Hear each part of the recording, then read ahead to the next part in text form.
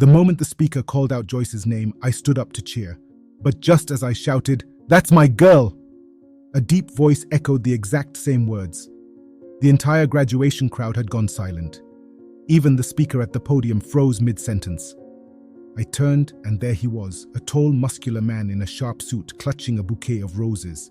He glared at me like I'd just stolen his tractor. "Who the hell are you?" I barked. "No, who the hell are you?"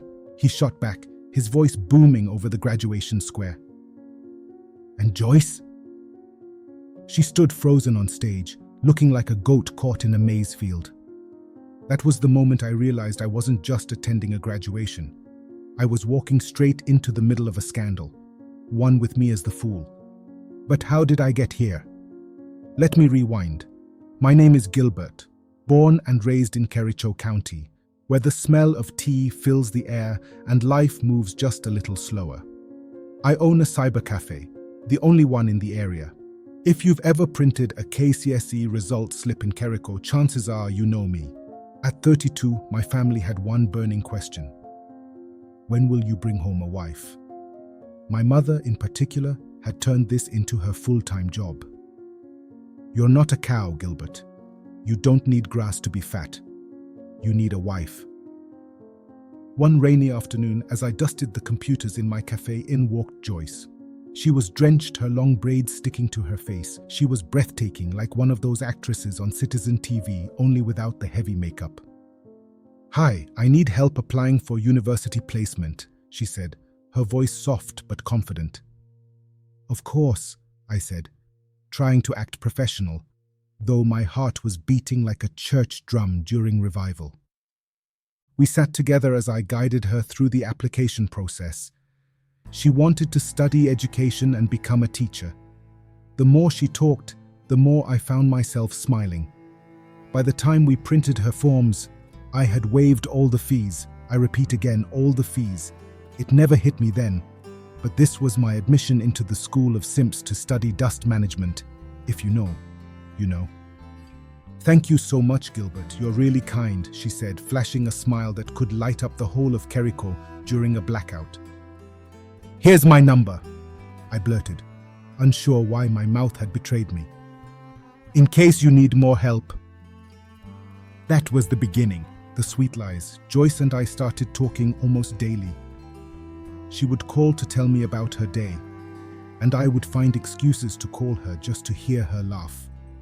When she got her acceptance letter to a university not too far from my cybercafé, I felt like the universe had aligned. "Gilbert, I don't know how I'll manage. The fees," she said one evening as we sipped chai at a local kibanda. "Well, if you know the indirect message here, maybe, just maybe, you have graduated from the School of Dust Management as a retired simp. We all are, when faced with the right girl." Without thinking, I offered to help. "I will pay your fees up to the 4th year," I said. "Gilbert, I can't let you do that," she protested, but not too hard. "I insist. It's for your future," I said, feeling like a hero. The first year was bliss.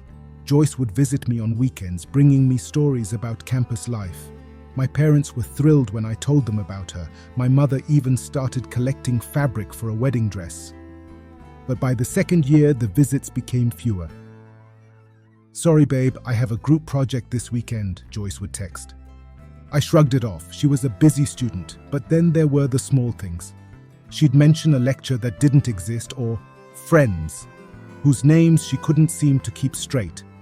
My friends began teasing me. "Gilbert, are you building a wife or a stranger?" one joked.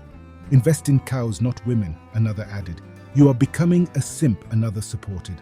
I laughed it off, but deep down I started to wonder. With time, her fees started to weigh me down. I sold my cybercafé. She was now in her 3rd year. I had used approximately 800,000 Kenya shillings.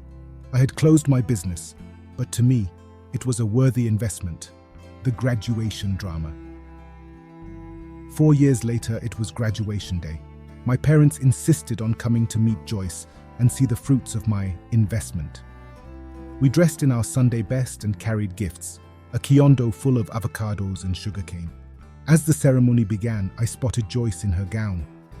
She looked like a queen. But then I noticed him. A tall man in a crisp suit stood beside her, holding a bouquet of roses. My stomach tightened. When her name was called, I stood up to cheer, but so did the man. "That's my girl!" we shouted in unison like children in kindergarten. The crowd turned to us, murmuring. Even Joyce paused on the stage, her smile fading. The man turned to me, his face darkening. "What did you just say?" "I said she's my girl," I replied, my voice shaking. "And who are you?" "I'm Ezekiel, her fiancé." My heart sank. "Fiancé? I've been paying her school fees for 4 years. "Well, so have I," Ezekiel shot back, his voice echoing across the venue. The murmurs turned to laughter. Someone in the crowd shouted, "This is better than Maria." Joyce, now fully panicked, bolted off the stage, confronting the truth. After the ceremony, Ezekiel and I cornered Joyce under a tree, away from the crowd. My parents stood nearby, watching with wide eyes. "Joyce, what is going on?" I demanded. She looked down, her hands trembling. "I didn't mean for this to happen." "You didn't mean to take money from 2 men for 4 years," Ezekiel thundered. I needed help," she whispered. "Help?" I shouted. "I introduced you to my parents. I was planning our future." "And I bought you a piece of land," Ezekiel added. Joyce's head snapped up. "You bought me land?" "Yes. What did you do with it?" Her silence was deafening, the painful lesson.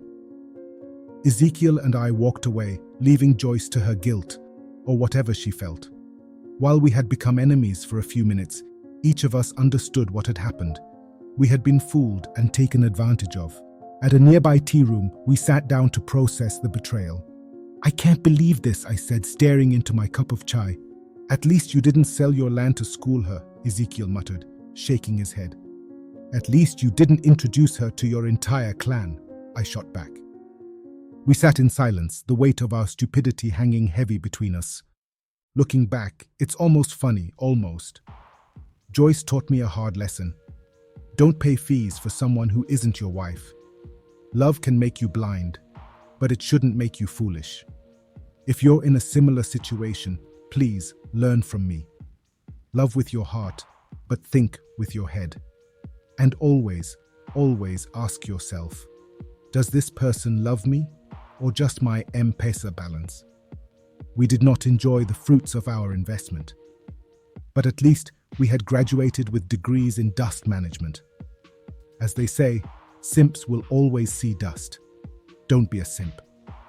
If you learned something from this story, please like, subscribe, and comment. Cheers, and have a good one.